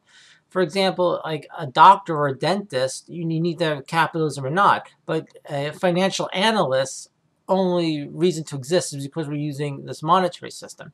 What about planned obsolescence? I mean, if something is designed to break, so instead of making one of them, we make 10 of them, if you're in a factory and then that means the only real labor we need from you in that factory is to make the first one. We don't need you to make the next additional 9, but you're in the factory making the next additional 9 because of planned obsolescence and things being designed to break. So even people involved in production, most of their labor is nonsense if we actually did things in an efficient way. He has no critique of how we use technology and resources with regards to objective human needs to provide for people. He just claims we're living in a competency hierarchy based upon absolutely nothing. So what this boils down to is just boring Cold War level anti-Soviet Union capitalism propaganda. Give it a little bit of a modern psychology twist. It's not extremely intelligent. It's disorganized. It's all over the place. It's full of idiotic non sequiturs and conflations. I really don't know what the point is or why I'm watching it is anymore, except that my 100 or so subscribers, they have to be like some type of sick sadist who apparently wanted to torture me with this absolute fucking garbage. It's like I'm 41 years old, living in New York my whole life. You don't think I'm familiar with Cold War anti-communist propaganda? You don't think I've ever heard this before? I mean, am I supposed to be fucking stupid? People have to be stupid to like this guy. Like, there has to be something wrong with their brain. They have to be so mind warped from capitalism. They're like, yes, Jordan Peterson says we live in a competency hierarchy, and if I'm suffering because I'm homeless, I guess that's just the way things are, and I need to accept that suffering is part of the human condition, and how dare I think I would be suffering less if we lived in a resource-based economy that actually took care of me. That's the type of thinking that Jordan Peterson wants out of, I guess, his audience. It's not an award. It's not altruism. It's none of that. It's cold-hearted individual and social preservation, and it's the right motive. It lines everyone's motivations up properly. So, all right. So I'm going to talk to you now a little bit about white privilege, okay? Because that's the most egregious example of poor scholarship, as well as the logical conclusion of the dialogue about race. So we're all groups, racial groups, ethnic groups, gender groups. We can't talk to each other. We're all involved in a power struggle across which there's no communication. And the white people, roughly speaking, have it best. And so this is Peggy McIntosh. She's all smiles. As Shakespeare said, you can smile and smile and smile and still be a villain. So that's how I look at this photograph. She's a nice grandmotherly type, but, you know, that just doesn't cut it when you're talking about things like this. She's Associate Director of the Wellesley College Center for Research on Women. Research, yeah. This essay is excerpted from Working Paper 189, White Privilege and Male Privilege, a personal account of coming to see correspondences through work in women's studies. The working paper contains a longer list of privileges. Okay, well, what's her methodology for laying out what constitutes white privilege? The papers rely on personal examples of unearned advantage, as McIntosh says she experienced in the 1970s and the 1980s. You know, in a social science, a reasonably well-developed social science such as psychology, that gives you a failing grade in the first research project you do. You know, this is, at best, that's a hypothesis. At best. Right, and just, it's derived from it's a weak hypothesis, because if you're going to formulate a hypothesis, it can't just be what you think. You should go do a little research and inform it, even before you get the damn hypothesis generated.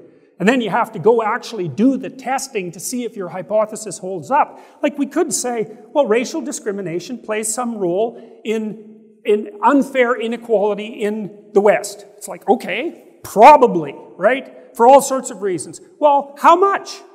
Exactly. Like really, exactly. Is it more important than intelligence or less important? What about attractiveness? Do we know? Do we know how much of the variance in outcomes it actually produces? We need to know these things.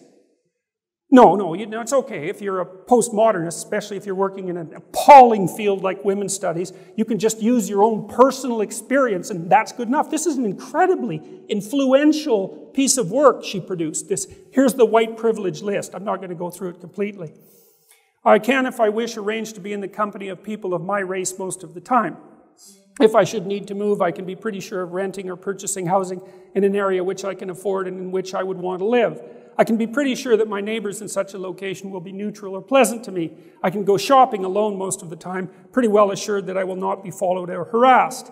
I can turn on the television or open to the front page of the paper and see people of my race widely represented. When I'm told about our national heritage or about civilization, I'm shown that people of my color made it what it is.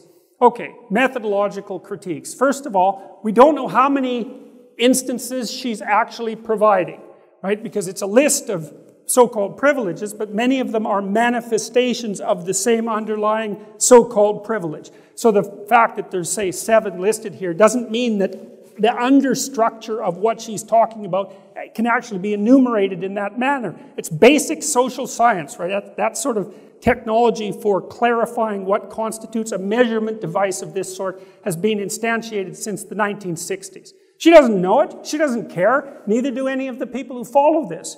Okay, and then let's think about this. It's like, why exactly is this white privilege? I don't quite get that. Why isn't it majority privilege? You know, like that's really different. It's like, well, you think that's not true if you're Chinese in China? So what if you're black in a black African country? You know, or Hispanic in a Hispanic country? Aren't all these things true? Well, if they're true, then there might be privilege, but we've already established that. There is privilege. There's differences between people, and all the differences aren't fair. We've established that. Well, terminology matters. Well, you know, it seems to me that these all flow from the mere fact that in any civilization, there's a certain amount of homogeneity that constitutes the majority, and that the majority is most comfortable in a society that was produced by the majority. It's like the definition of civilization. So to attribute that to something like systemic racism, which is another term I just absolutely despise, and which is making headway in Canada like you wouldn't believe. So you know what, we have a very peaceful country. We've had very little racial tension, but we're working hard to solve that problem, I can tell you.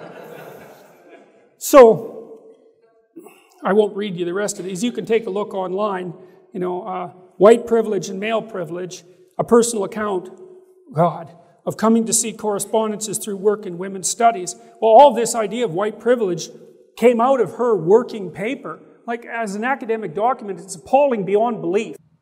To the degree that I'm a Marxist, I would make the point that what he's talking about now is not Marxism. What identity politics has done is replace legitimate capitalism critique and Marxism with ramblings on about people's identities. And I agree a lot of it is fucking ridiculous. And I can't stand a lot of it also. There's nothing to do with Marxism. You know, and this is a real failure of the universities because they've allowed these pseudo-disciplines to multiply. And they've become unbelievably dominant. And as a member of the academy, I'm deeply ashamed and embarrassed that that's the case. Like every intellectual in the damn country should apologize for what the universities are doing to society under the guise of these absolutely appalling doctrines based on no methodological sophistication whatsoever, absolute domination of ideological theory, no understanding whatsoever of history. It's absolutely embarrassing. But you can smile about it, and that's the important thing. All right, so anyways, I gave you a bit of a critique about the idea of white privilege. And, you know, as far as I'm concerned, it's just an attempt to, what would you say, augment the reality of the postmodern worldview, which means, you know, if we differ across races or ethnicity, then we can't communicate. And that's an attempt to fragment the society. And that's an extension of the Marxist desire to uproot the entire structure and start again under the guise of, hypothetically, of equality and sympathy for the, well, it was at one point, let's say, the working poor, but really driven by a resentment that's really as old as mankind itself. That's the right way of thinking about it as far as I can tell. And as I said, the proof of that is in the genocides. You got to think about what you're willing to accept as proof. Like for me, the fact that 40 million, 60 million, something like that, 20 million, no one knows, were killed in the Soviet Union as these ideas were instantiated, that was enough proof that there was something wrong. You know, and if that's not enough proof for you, well, then you might ask yourself exactly what it would require to prove your theory wrong. How many tens of millions of people would have to die before you would admit that there's something wrong with the way that you're construing the world? All you have to do is take Marx, reference what he said, and show how what he said was the Soviet Union, and that's all you have to do. In an hour-long plus talk about Marx, you have not referenced Marx a single time in anything that you said. And I think that says a lot about your worldview. And how many people have to die in poverty under capitalism or suffer because of structural violence for you to critique it? It's a decent question. You know, I had a talk on free speech canceled. I had a talk on the suppression of free speech at university campuses canceled by a university in August. And the people who got it canceled, yeah, it was pretty funny, all right. The people who canceled it came out and had a little after party, and a bunch of them came out with a hammer and sickle banner, you know, because they were communists. And, you know, the media covered that to some degree. And, like, if they would have come out with a swastika, there would have been a hell to pay. But a hammer and sickle, man, that's everyone's friend. It's like bringing your girlfriend a bouquet of roses, you know. There's nothing wrong with communism, apart from the 100 million people it slaughtered. It's like, I don't know what the hell's wrong with us.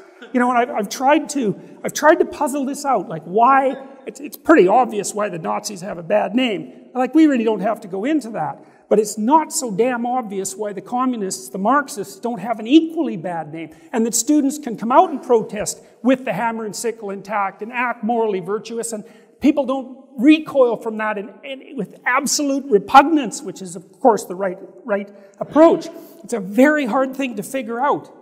So, I mean, maybe it has something to do with the universal utopian dream. It's at least universal, whereas the Nazi utopian dream was so delimited, you know, that there was something more, I don't know, aggressively evil about it, or obviously evil about it. Maybe it's that.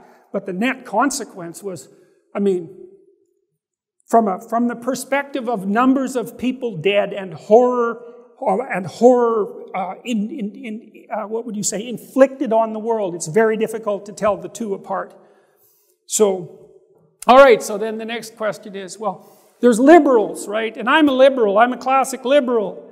And conservatives have a pretty good time making borders between things. It's actually one of the hallmarks of conservative thinking, but the left-leaning liberal types aren't very good at that from a temperamental perspective. And so, you know, when William F. Buckley had made the National Review, the John Birchers were trying to affiliate themselves with him, and he said, no, you guys aren't part of what I'm doing. You know, he drew a line, and the same thing happened pretty fast after Charlottesville when people like Ben Shapiro came out and said, yeah, no, Nazis, yeah, how about no?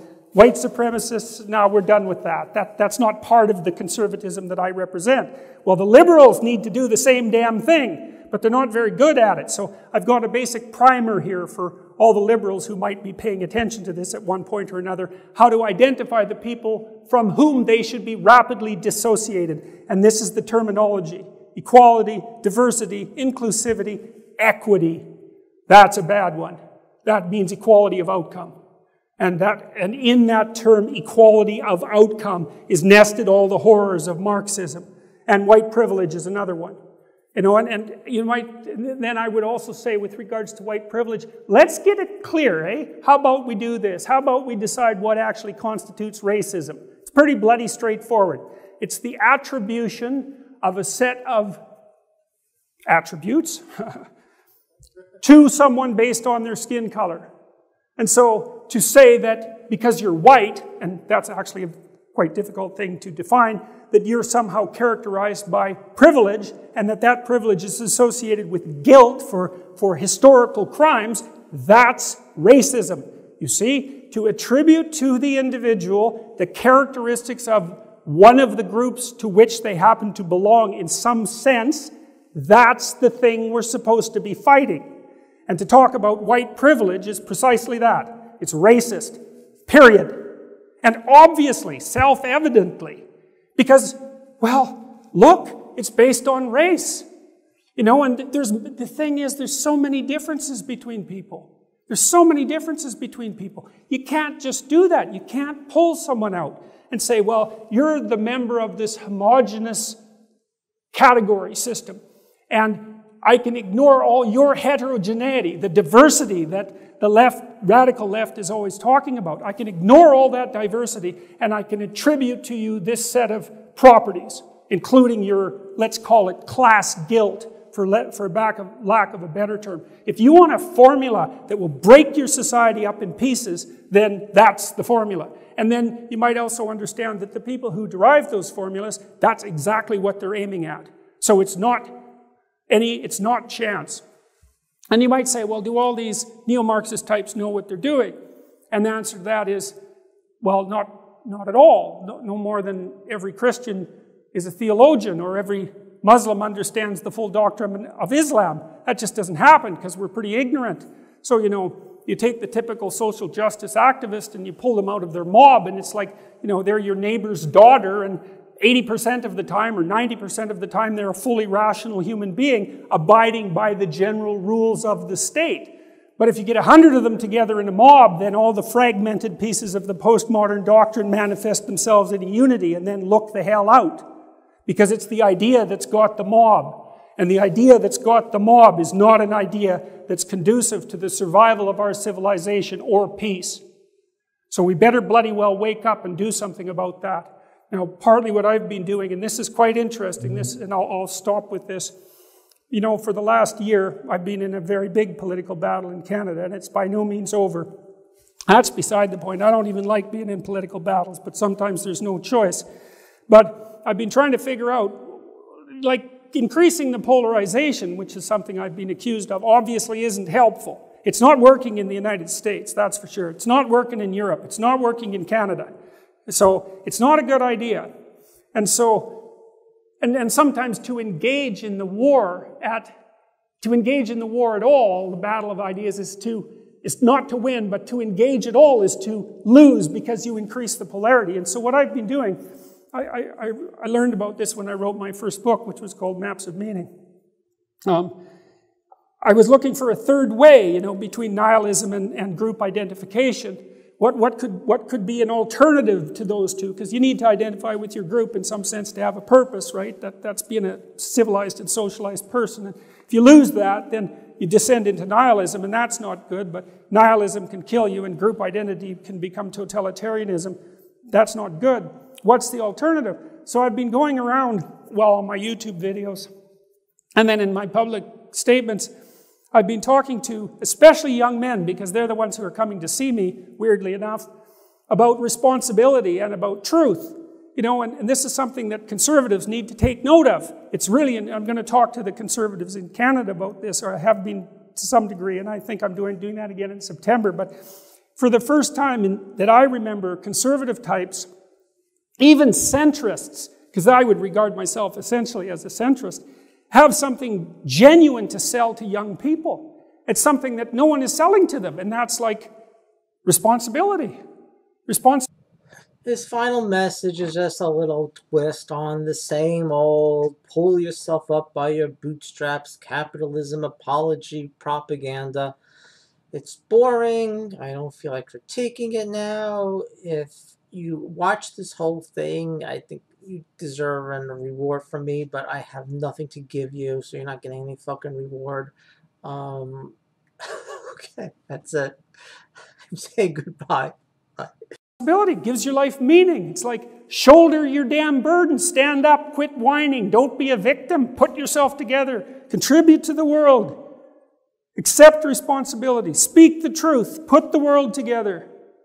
Don't identify with your damn group, and don't perceive yourself as a victim.